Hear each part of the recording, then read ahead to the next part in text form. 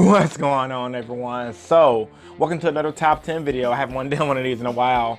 And this week's top 10, I'm going to be talking about the top 10 best cards to pick up in the Yu-Gi-Oh set Flames of Destruction. Now, honestly, guys, real talk, I literally forgot the set was debuting this weekend in the US in the form of the sneak peek. So I thought it would be the prime time to give you guys some of the best cards to get out of the set. Off back, before I get to the actual list, I'm gonna say smash that like button. Let's try to get this video up to 100 likes. It'll be great. Also, looking at the set, making a video right now, there was not a lot of great cards in the set. I just gotta be real with y'all. But there are some, at least 5 solid chase cards in the set. So the last 5 cards I'm gonna go over is just general stuff that's good to pick up for trade bait. Just to give you guys a disclaimer, because honestly, like some of these Yu-Gi-Oh sets, even for the past few top 10s I've been doing right now, the top 10 list has been great in my personal opinion, but there are a lot of stuff I had to add in there as filler because the sets aren't as great. But I personally believe they are just solid cards, like general archetypes to get for trade bait, etc. Alright guys, hope you guys enjoy it. Enjoy the video. Like I always tell you, without further ado, let's begin.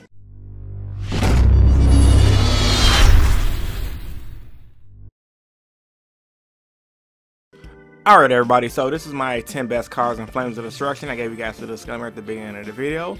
I'm just gonna shoot straight into the cards now, starting off with my number 10. Also, one more disclaimer, one more. Everything's not in any specific order, so 1 is not better than 10, 10 is not better than 1, etc. These cards are out of order, so I'm just listing it off based off the list I have, alright? Alright, so starting off with number 10. Ghost, Bell, and Haunted Mansion. A weird name, welcome back to the Ghost family. Level 3, Earth, 0 attack, following the typical Ghost stats and 1800 defense. This little girl's effect pretty much reads, when the card or effect is activated that includes any of these effects, you can discard this card and negate the activation. When you add a card from your graveyard to your hand, deck, or extra deck, you negate. Special from the graveyard, negate, manage card from the graveyard, negate. You can only use this effect that Ghost, Bell, and Haunted Mansion once per turn. Now, I have seen a few decks in the OCG run this in the side deck and the main deck. This is definitely a card that's going to be ran based on how the format is. So for example, if you have a format where your opponent's going to do a lot of special summoning from the graveyard, i.e. decks like Mermaids can get hit by this, this card can pretty much help you out. Especially in a metagame where we might see Ash Blossom eventually getting hit down to 1 and or ban. It's definitely a more fair version of Ash Blossom if I don't say so myself. Number 9, Reddit Reboot. In a time before Konami has pretty much power crept out all the traps in Yu-Gi-Oh! This trap card makes something really nasty. It effect pretty much reads, when your opponent activates a trap card, negate the activation. If you do, set that card face down. Then your opponent can set 1 trap directly from their deck. For the rest of this turn, after this card resolves, your opponent can activate trap cards. You can activate this card from your hand by paying half your life points. So, your opponent activates a trap card, negate that activation. If you do, set the card back face down. Fair enough. Then your opponent can set 1 trap directly from their deck. For the rest of the turn, after the card resolves, your opponent cannot activate trap cards. You can only you can activate this card from your hand by paying half your life points. I like it only because you can use it from your hand, so it can definitely throw your opponent off, especially against decks that don't run a lot of traps anyway. Something to consider for the side deck. I don't think it's main deck worthy at all. Even in trap heavy decks, against trap heavy decks like say for example the Lair of Darkness, negating a trap on them is huge. The biggest factor about this is it shuts off traps and it is a counter trap. So considering that it can stop things like a Solemn Warning, a Solemn Judgment, etc., you're pretty much good to go. Only downside is it sets the trap face down, but players are running this in the OCG, so that just goes to show you how good the potential is because it does show up in the side deck and the main deck here and there. Number 8, Infinite Impermanence. Now, this is probably the most expensive, or going to be the most expensive rather, card coming out of this set. It is a secret rare, and it looks awesome. Effect pretty much reads, it's pretty simple by the way. It reminds me a lot of Breakthrough Skill, like a Power Crap Breakthrough Skill. Target 1 face-up monster your opponent controls. It has its effects negated until the end of this turn. Then if this card was activated while it was set, negate the effects of other spells and traps in this card's column this turn. If you control no other cards, you can activate this from your hand. That is so freaking good. Think about it. Your opponent has an anti-spell fragrance on you. You control no other cards. Play it from your hand, just like a spell card. Play it in the same column your anti-spell fragrance is in. Your opponent has one up on you, negate the anti-spell fragrance, and negate their monster effect. if your opponent's doing something crazy like have a monster in the same column as this, hold on, negates spells effects. Never mind. Overall, solid card. It definitely deserves its rarity. I like the fact that Konami once again is implementing trap activation from the hand. That's definitely something we've been needing in Yu-Gi-Oh! For a while, especially in a meta where having back row pretty much doesn't mean anything, which is the reason why cards like Evenly Match is seeing a lot of high value. Number 7, Network Trap Hole. Now this is less talked about card, but I've seen it on the Flames of Destruction card list. I think it's pretty solid for what it is. The effect pretty much reads: when your opponent special summons a monster or monsters from the deck and or graveyard, banish that monster or monsters face down. I like it only because, like, once again, it goes back to the concept of just because it's not good now, don't mean it won't be good in the future. Case in point, it can be searched out via cards like Traptrix Vermilio, and it can be used from the deck with cards like the other Traptrix XYZ card. The only downside is, once again, the monster's gotta be special from the deck and the graveyard, and you banish that monster face down. And against decks like, let's say for example, milling decks that, well, actually no, not milling decks. And against decks that this is good against, it's pretty solid. Solid against Lightsworn as well because they do special monsters from the graveyard. Overall, moving forward, it's one of those trap cards that if you pick up 3 now, wait for the format, I can see it jumping to a $20 to $30 card. Just pick it up. I mean, probably will be cheaper than sneak peek, and who knows, it may be stronger than we've seen already. Number 6, the Crystal Beast stuff. Now, this is going more into the stuff that it's not gonna be impact the format, but at the same time, it's something for collectors and little kids who still, well, the little kids even play this game anymore, but it's something for the people who still like the Crystal Beast archetype and who are diehard Crystal Beast fans and collectors of the archetype.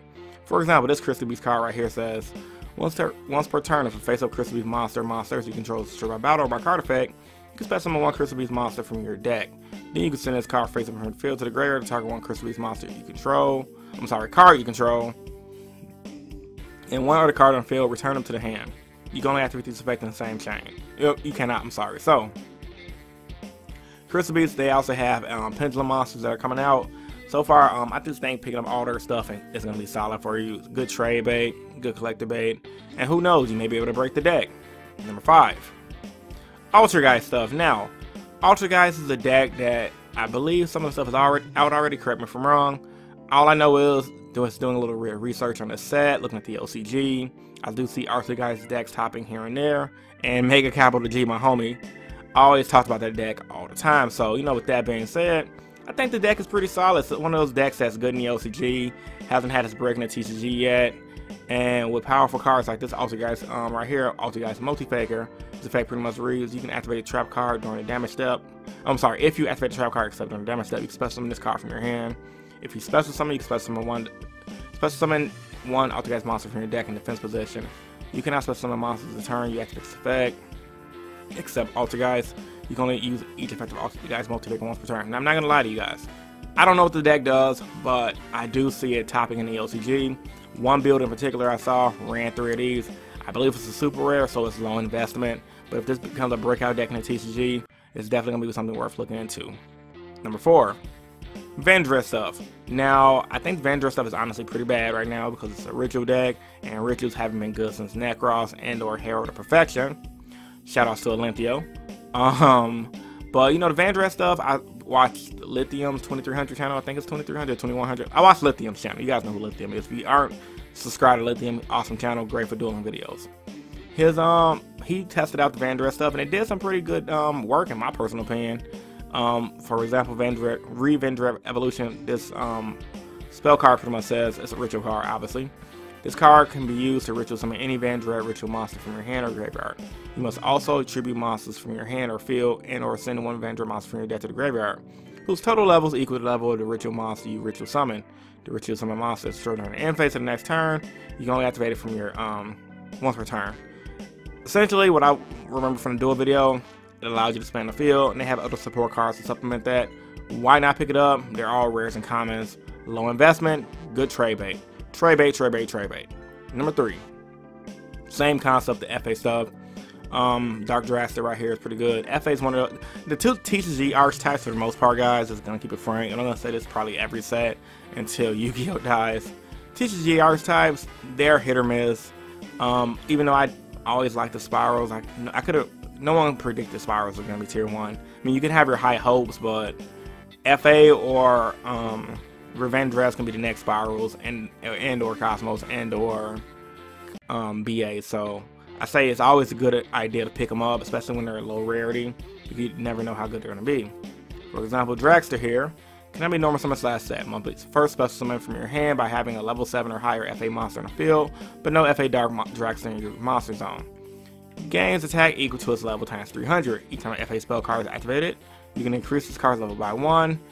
Once per turn, you can target one card on the field, reduce this card level by 3, and if you do, destroy that target. Okay, simple effect, easy to bring out. I don't think the card's that great, but I'm not an FA expert, but FA experts have been saying that the new support has been okay at best. Once again, same concept, low input, great trade bait, and or just to have on the decline just in case the deck does well. I mean rebound, my bad, I said decline, I mean rebound. Number 2, Wind Up Zenmakan. Now anybody who's been following me forever, well, who know me personally too, know I'm a big fan of Wind Ups. This is one of the first competitive decks I used when I got back from Yu-Gi-Oh! And I would definitely love to go back to Wind Ups if we get Zenmadia off the freaking ban list. No, this completely depends on the ban list. So this is more of like a wish card for the set. I do think it's worth them picking up because if it's Zenmadia come off the ban list, Wind Ups might be a force to be reckoned with because they do have the ability to spam and make link monsters. 2 Wind Up monsters to make. If this card is destroyed and sent to the graveyard, you can target one Wind Up XYZ monster you control, attach this card to it as a material. You can only use each effective Wind Up Zenmakan once per turn. If this card is linked something, you can add one Wind Up card from your deck to your hand. Broken. Effect number 2, you can banish one face-up monster, Wind Up monster you control, face down, plus summon one monster from the same name from the deck. Also good. Love it, simple effect. Wind Ups once again, I don't know, it's like toys, and it's a cool archetype to me. I really like what the deck does. It's really Japanimation, if that makes sense. Yeah, it's probably not the best card in the set, but it's definitely something good to pick up. It might be a rare, so just pick it up, hold on. If it's Zenmadia come off the ban list, hopefully at 3, Wind Ups will be a force to be reckoned with. And last but not least, the last thing I'm talking about is Troy Mirror stuff. Yay, Troy Mirror stuff. We finally made it to the end of the video, guys. So, specifically Troy Mirror Phoenix, I saw this used in a few deck lists online from YGO organization. But Troy Mirror stuff, they all have different effects, which is why they're all pretty much worth picking up. This one in particular is used in decks here and now in the LCG, specifically because it's easy to bring out. 2 monsters with different names and link summon it. If this card is link summon, you can discard one card, then target one spell / trap your opponent controls, destroy it.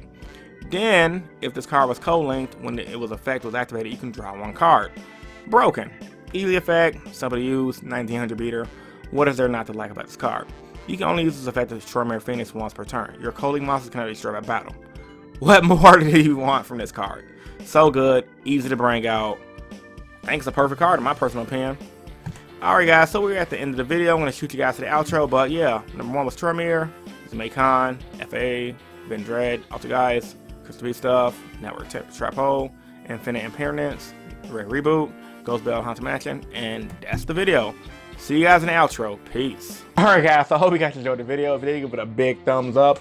If you're new here, I invite you to subscribe for more Yu-Gi-Oh content. I'm uploading as much video as I can in a week. So if you guys like what you saw here, you guys can get more of this. I typically do duel videos, deck profiles, and general Yu-Gi-Oh discussions. So you guys like all of that, this is definitely a channel for you. So once again, this is Innovation YGO, and I'm signing out. Peace and stay innovative. Deuces.